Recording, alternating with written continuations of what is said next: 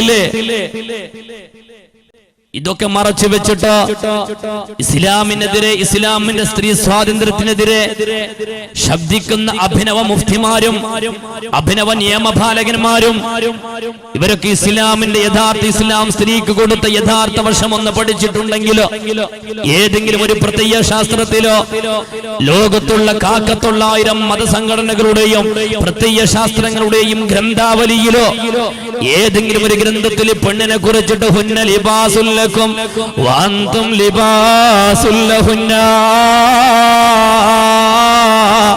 പെണ്ണ് നിങ്ങൾക്കുള്ള വസ്ത്രമാണ്, നിങ്ങൾ പെണ്ണിനുള്ള വസ്ത്രമാണെന്ന് എന്ന് പഠിപ്പിച്ച ഏതെങ്കിലും ഒരു പ്രത്യയ ശാസ്ത്രം ലോകത്ത് കഴിഞ്ഞു പോയിട്ടുണ്ടോ?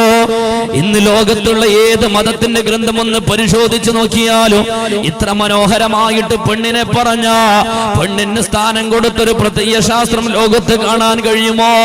ഹുന്ന ലിബാസുൽ ലക്കും വഅൻതും ലിബാസുൽ ലഹുന്ന,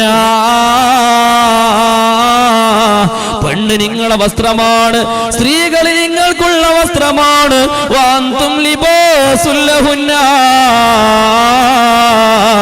നിങ്ങൾ അവർക്കുള്ള വസ്ത്രമാണെന്ന് പെണ്ണിനെ പഠിപ്പിച്ച, പെണ്ണിന് സംരക്ഷണത്തിന്റെ കവചമൊരുക്കിയ ഒരു പ്രത്യയ ശാസ്ത്രം ലോകത്ത് കഴിഞ്ഞു പോയിട്ടുണ്ടെങ്കിൽ അത് അല്ലാഹുവിന്റെ പരിശുദ്ധ ഇസ്ലാം.